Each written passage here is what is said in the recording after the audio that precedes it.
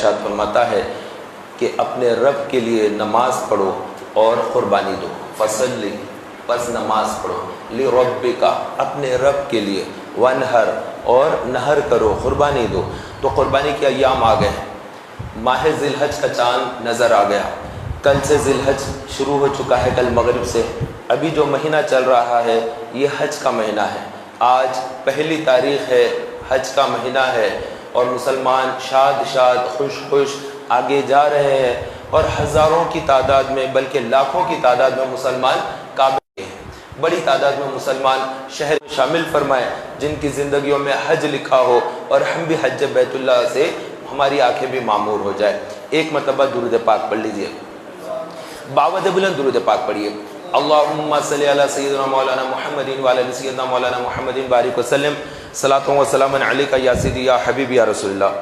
حج کے متعلق انشاءاللہ تبارک و تعالی آئندہ گفتگو ہوگی، ابھی ہم اس وقت انشاءاللہ قربانی کے تعلق سے گفتگو کرتے ہیں، کیونکہ قربانی ہم پر واجب ہے۔ جو مسلمان یہ سمجھتے ہیں کہ شاید ہم پر قربانی واجب نہیں ہے، لیکن ان پر قربانی واجب ہوتی ہے۔ قربانی واجب ہونے کے لیے ایک سال کا جیسا نصاب زکوٰۃ کا ہوتا ہے ویسا ہونا ضروری نہیں ہے۔ زکوٰۃ کے لیے حکم ہے 7.5 تولے سونا ہونا، 52.5 تولے چاندی ہونا، یا پھر 40,000 روپے تک رقم ہونا، یا اس پر ایک سال گزرنا، یہ تمام چیزیں زکوٰۃ کے لیے ہیں۔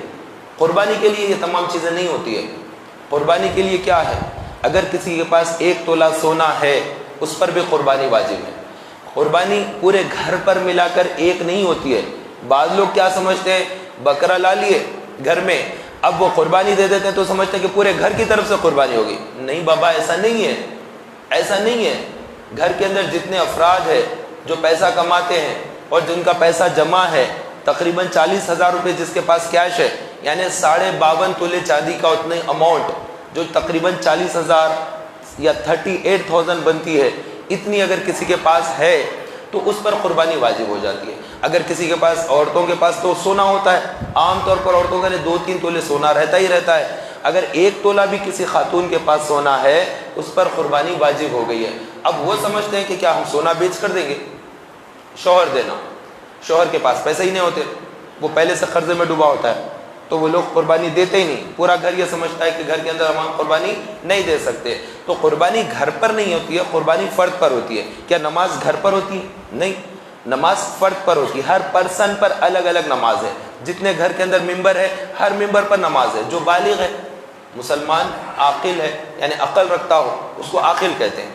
جو بلوغ کو پہنچا ہو گیا اس کو بالغ کہتے ہیں۔ تو ہر وہ مسلمان جو عاقل ہے، جو بالغ ہے، جو صاحب نصاب ہے اور جو مقیم ہے، اس کے اوپر قربانی واجب ہے۔ مرد پر بھی قربانی ہے، عورتوں پر بھی قربانی واجب ہے۔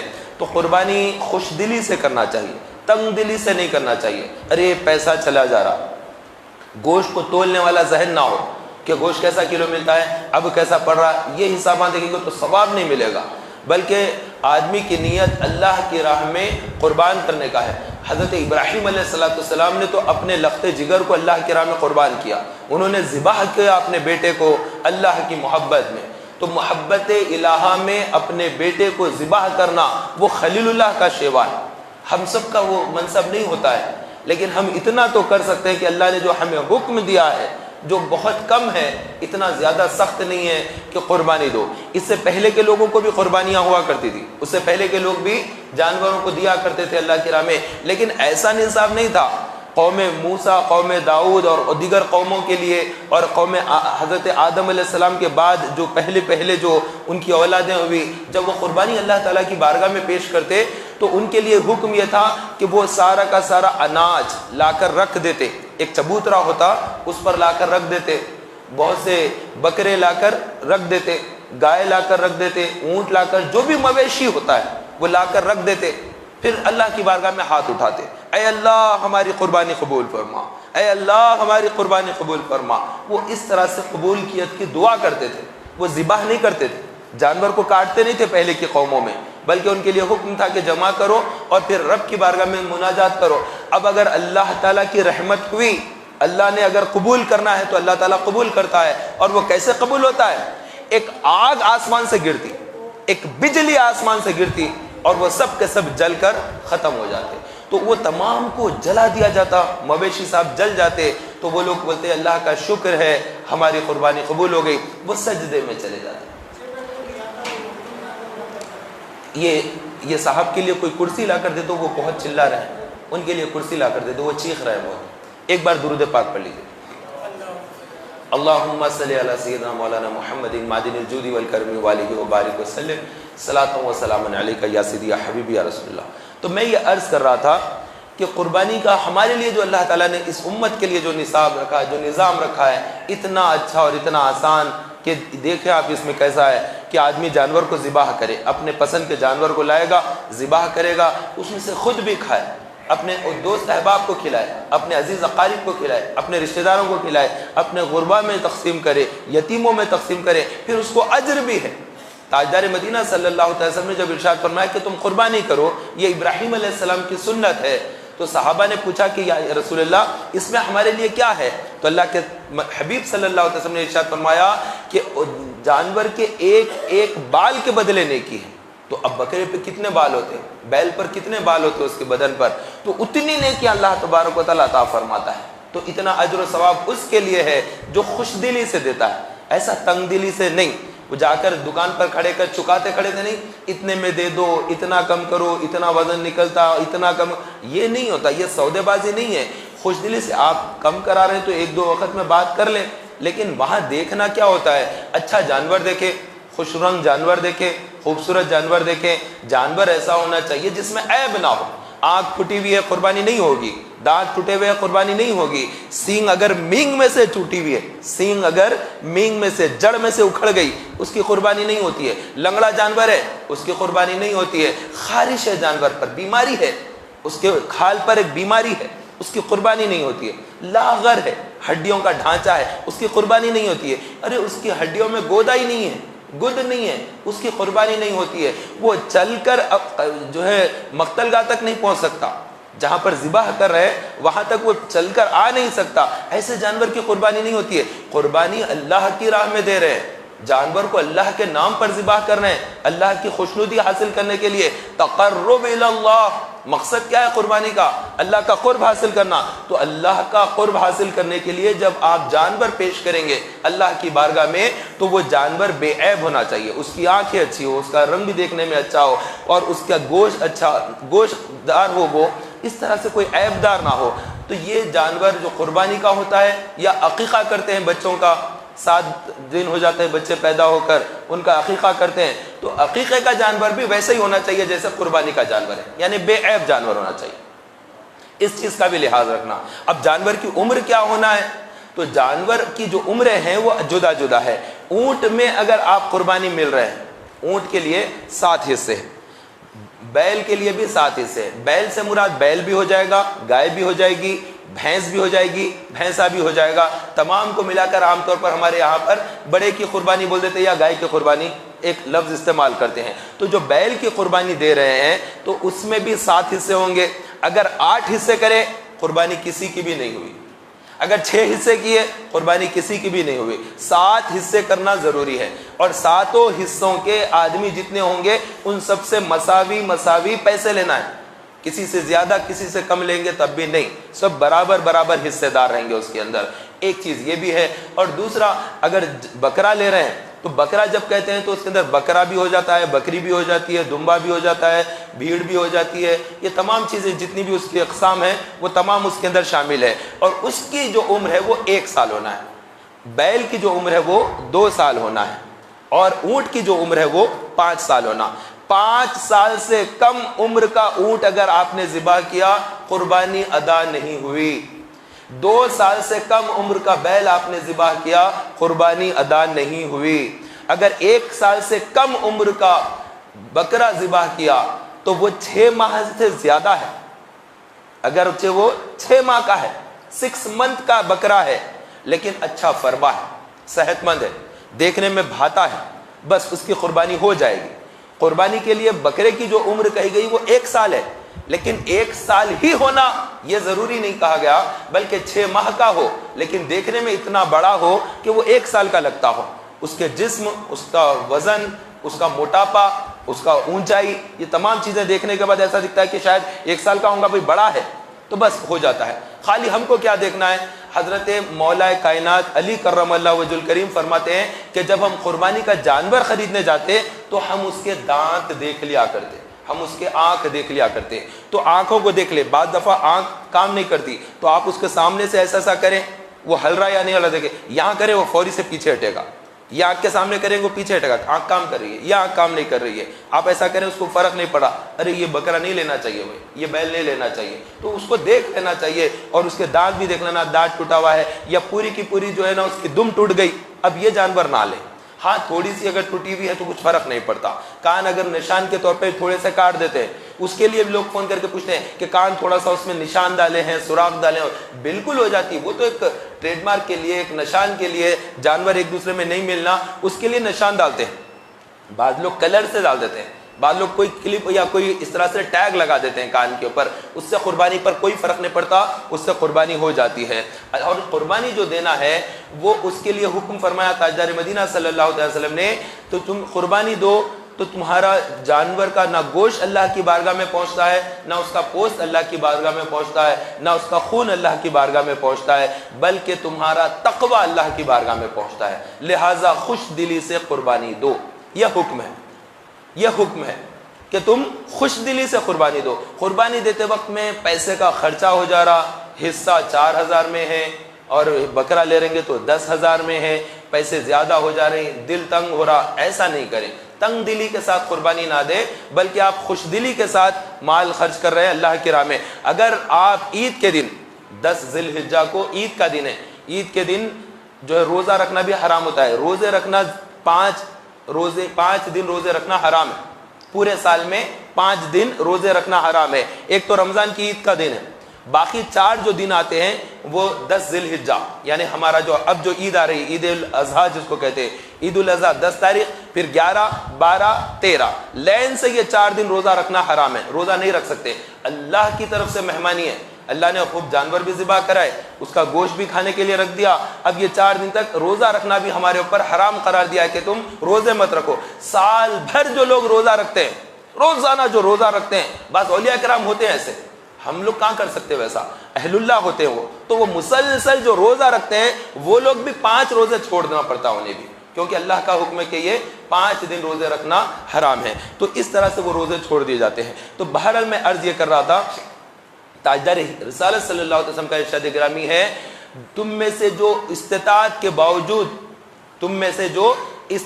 کے باوجود قربانی نہ دے وہ ہماری عیدگاہ میں نہ آئے۔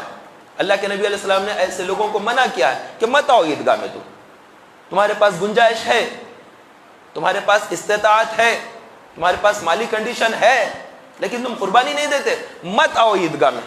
صرف نماز پڑھنے کے لیے آ جاتے ہیں عیدگاہ کو، کیا آئیں گے نماز پڑھ کر چلے جائیں گے اور پیسہ ایسے ہی گن گن کر رکھیں گے، بینکوں میں رکھیں گے، الماریوں میں رکھیں گے، جیبوں میں رکھیں گے، کاروبار میں لگائیں گے، لیکن قربانی نہیں دیں گے۔ کیوں نہیں دیں گے قربانی؟ اللہ کے نام پر قربانی دینا ہے، اللہ کے لیے قربانی دینا ہے، اللہ کے لیے تو اپنی جان کی قربانی دینا ہے، یہ تو جانور کی قربانی ہے، اور پھر اس پر اجر و ثواب بھی ہے۔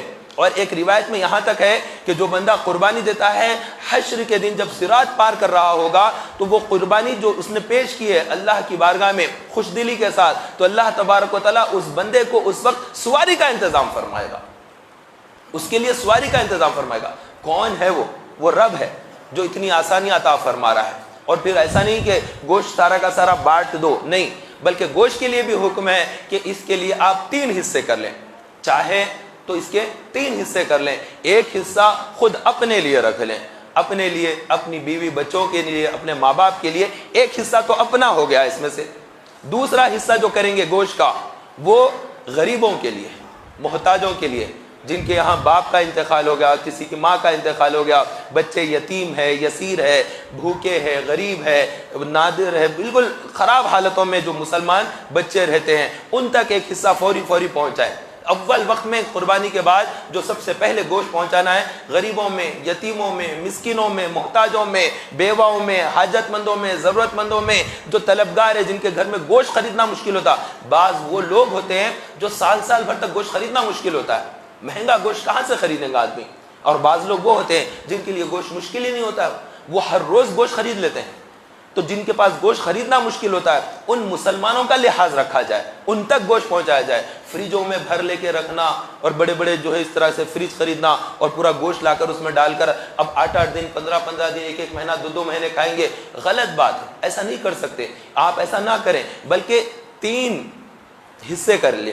مستحب عمل کہ ایک اپنے لیے، ایک غریبوں کے لیے اور ایک رشتہ داروں کے لیے، تو رشتہ داروں بھی ہوں گے اس میں، پڑوسی بھی ہوں گے، اس طرح سے کر لیا جائے۔ اگر ایک آدمی خود بھی رکھ لے گا تو حرام نہیں ہے سارا کا سارا اگر رکھ لیا، گناہ گار نہیں ہے، قربانی تو ادا ہو گئی، لیکن اس کا یہ عمل اللہ کے لیے جو خوشنودی کے لیے جو کر رہا ہے اس کے بجائے کس میں جا رہا ہے؟ گوشت کی طلب میں ہو گیا، گوشت کتنا آ رہا ہے، گوشت کیسا ہے، تو یہی گوشت ہے تو اس کو ایسا استعمال کریں گے، یہ کریں گے، نہیں، بلکہ آپ اس کو خوشدلی کے ساتھ مسلمانوں تک پہنچا دیجئے، جو حاجت مند ہے ان تک اول وقت میں پہنچا دینا چاہیے۔ اب قربانی کا جو ٹائم شروع ہوتا ہے وہ کون سا وقت ہے؟ بعض جگہ کیا ہوتا ہے، وہ دکاندار رہتے وہ لکھ کے لگا دیتے، قربانی ایک لکھتا ہے 4000، دوسرا لکھتا ہے 38,000، تیسرا 3800، تو کوئی لکھ دیتا ہے اس میں 3000 یا 2500۔ لوگ بڑے بولتے ہیں کہ بھائی 2500 میں ہو جا رہا، کب دیتے گوشت؟ یہ ٹائم پر دیتے، چلو یہ بہت اچھا ہے، وہاں پر دے دیتے ہیں۔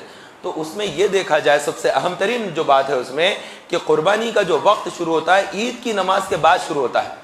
اگر کسی قصاب کے پاس آپ جا کر حصہ مل لیے اور وہ اگر عید کی نماز سے پہلے جانور ذبح کرا تو قربانی ادا نہیں ہوئی، قربانی ادا نہیں ہوئی۔ فَصَلِّ لِرَبِّكَ وَانْحَرْ، اپنے رب کے لیے نماز پڑھو اور نہر کرو، قربانی پیش کرو۔ تو پہلے حکم کیا آیا قرآن مجید میں؟ فَصَلِّ، نماز پڑھو، نماز پڑھو۔ کون سی نماز؟ عید کی نماز ہے۔ تو پورے شہر کے ہر آدمی، اب جتنے صاحبان قربانی دے رہے ان سب کی نماز ہو جانا عید کی یہ ضروری نہیں ہے، بلکہ یہاں پر حکم ہے، عام ہے کہ اس شہر کے اندر عید کی نماز مسلمانوں نے پڑھ لی تو سارے مسلمانوں کے لیے تعلق سے آتا کہ عید کی نماز ہو گئی، اس کے بعد قربانی دی جا رہی ہے۔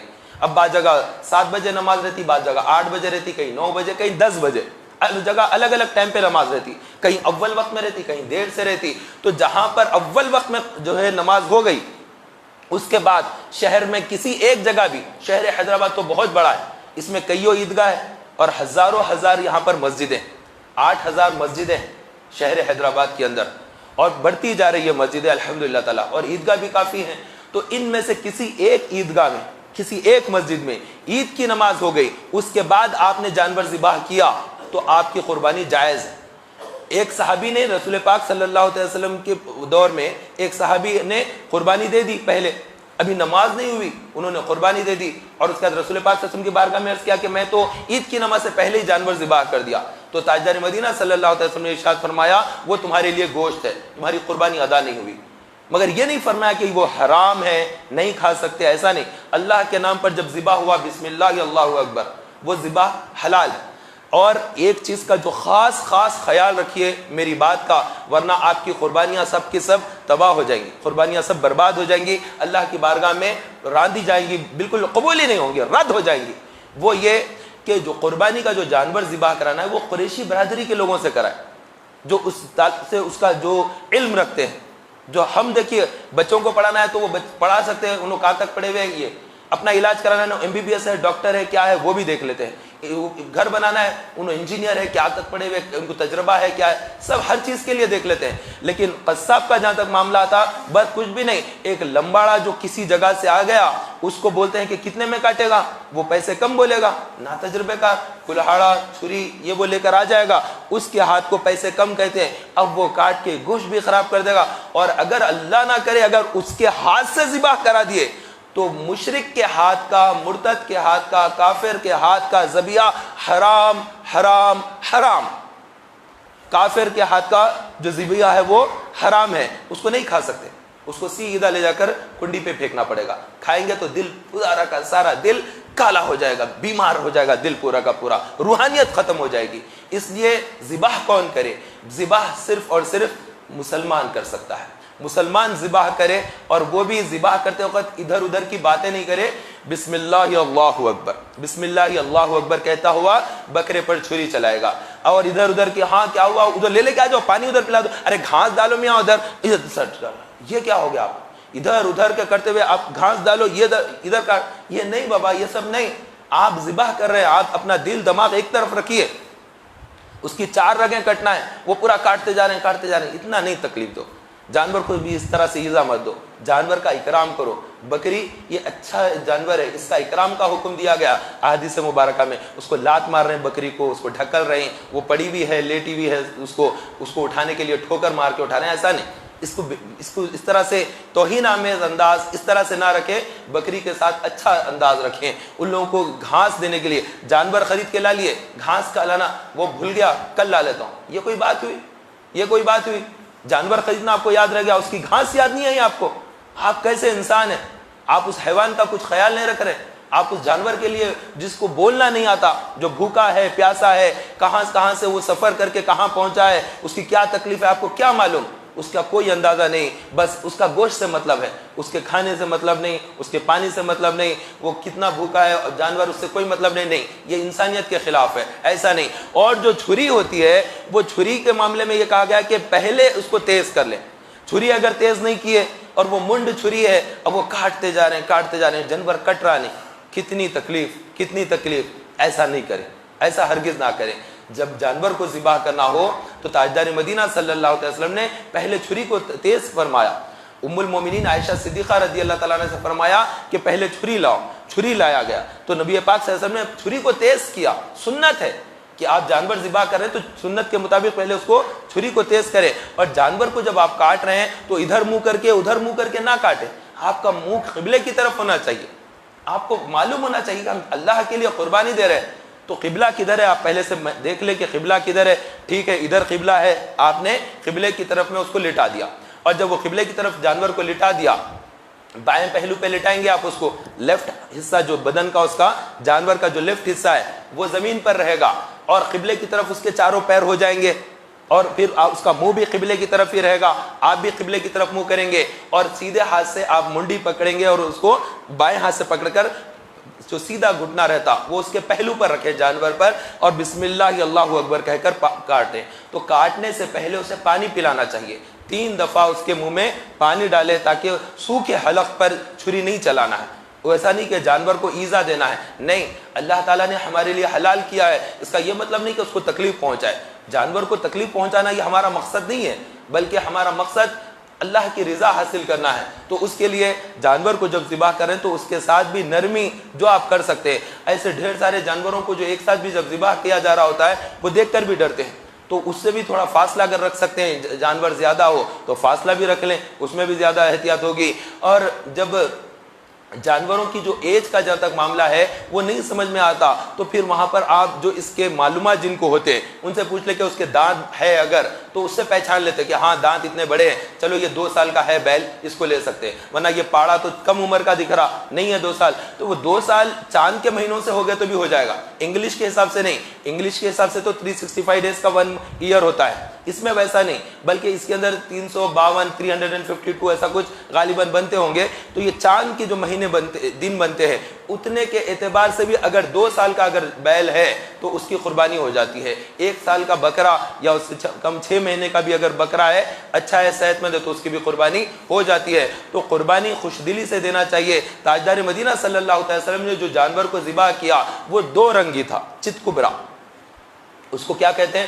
چت کبرا، یعنی 2 کلر کا تھا۔ ایسا جانور ہے آپ اگر خریدے، بکرا ہے خوبصورت، سفید بھی رنگ ہے اور کالا بھی رنگ ہے، آپ اس کو خرید لیجئے، یہ چت کبرا ہے۔ یہ نبی پاک صلی اللہ علیہ وسلم نے ایک دفعہ جب جانور کو قربانی دی تو 2 رنگ والا جانور اس میں پسند فرمایا تھا۔ تو بعض وقت ہوتا ہے ریڈ ہوتا ہے، ڈارک چاکلیٹی کلر سمجھ لیں، chocolatey colour plus white colour کا رہتا ہے، ایسے کوئی 2 کمبینیشن کا بعض جانور آ جاتا ہے تو اس کو خرید لے کہ ہاں بھائی چلو یہ سنت پر بھی عمل ہو جائے گا میرا۔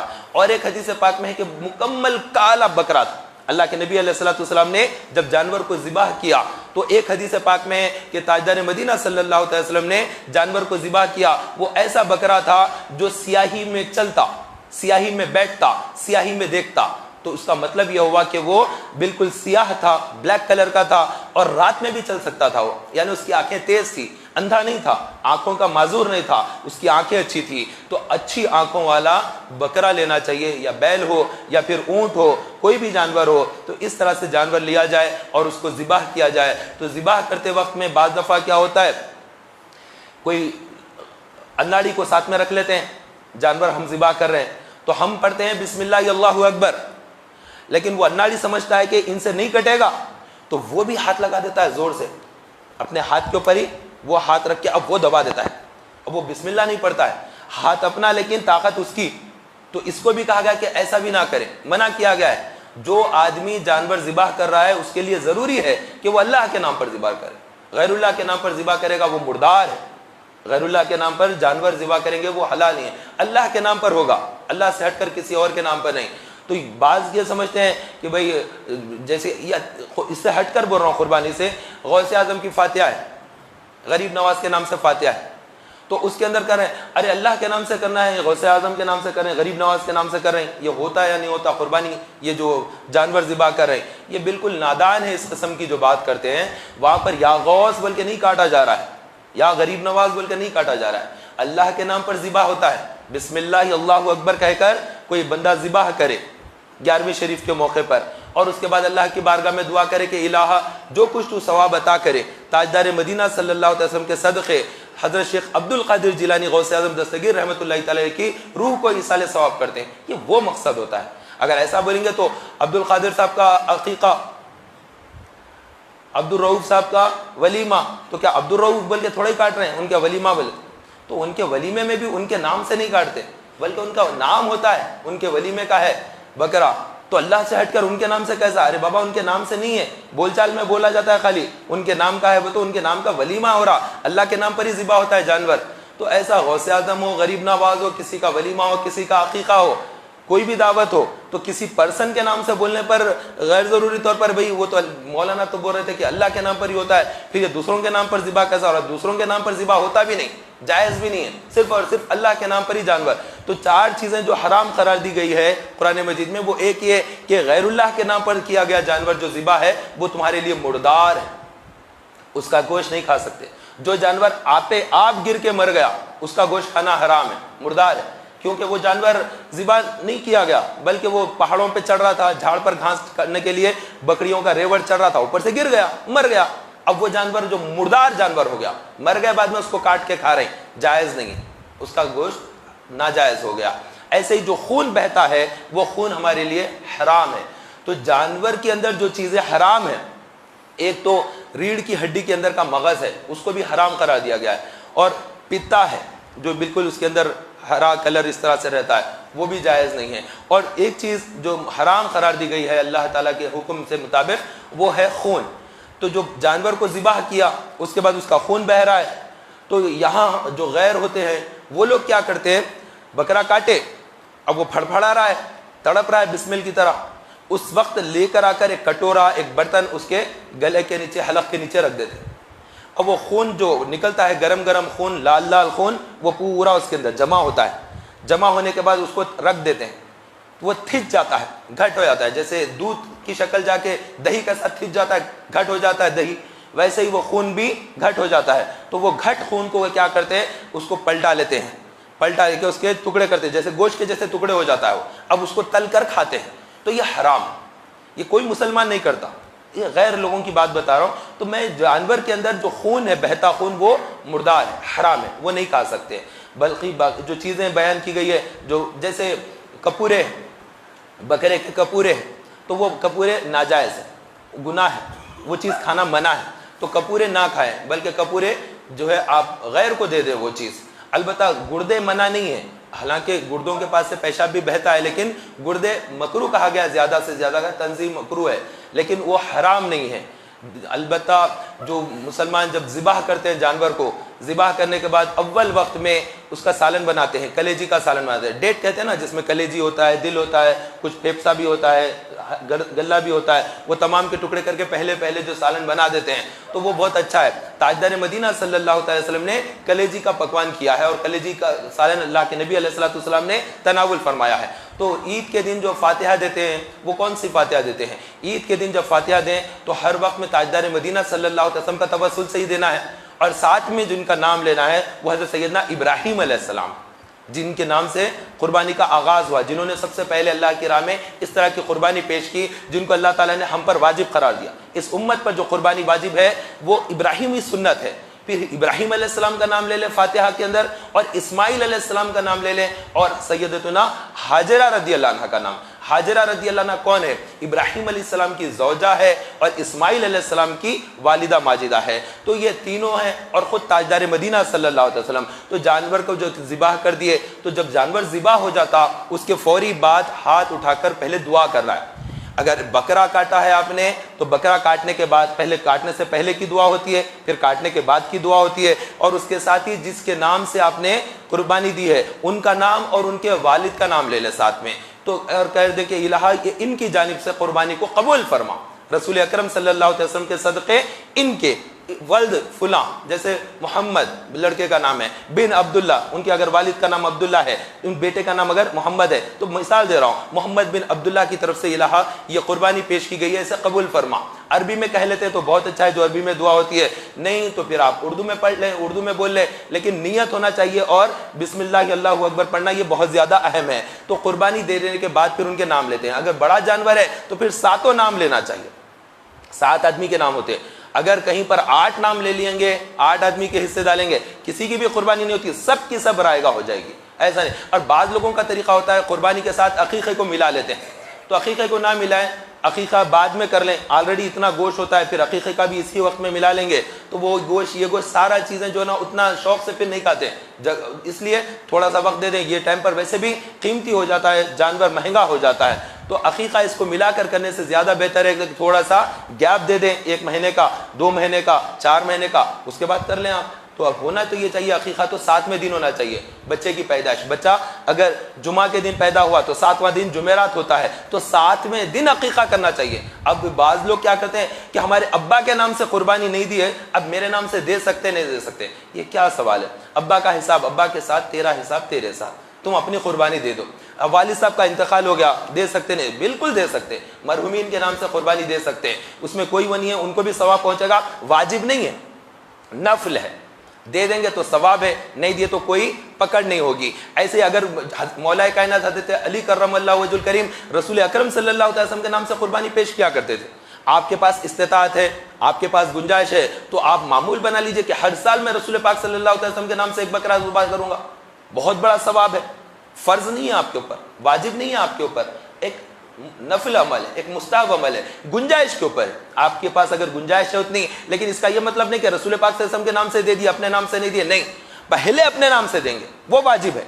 अल्लाह ताला जिसके बारे में सवाल करेगा, आपने अपनी कुर्बानी दी या नहीं दी, वो पूछा जाएगा। तो अपने नाम की कुर्बानी दे दें अगर आप कमाते हैं, आपके पास पैसा है। उसके बाद फिर माँ बाप अगर इंतकाल कर गए तो उनके नाम से भी दे सकते हैं, माँ के नाम से भी दे सकते हैं, लेकिन हर एक के नाम से एक ही, माँ और बाप दोनों का मिला के एक ही बकरे में नहीं होता है, माँ के लिए अलग बकरा, बाप के लिए अलग बकरा, और ये वाजिब नहीं है।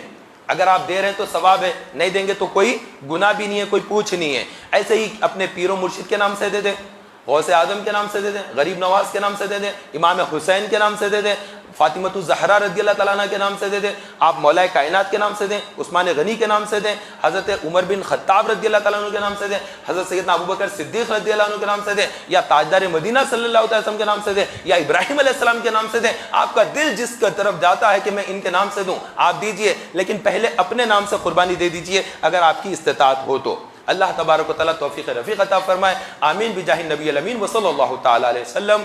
सुन्नत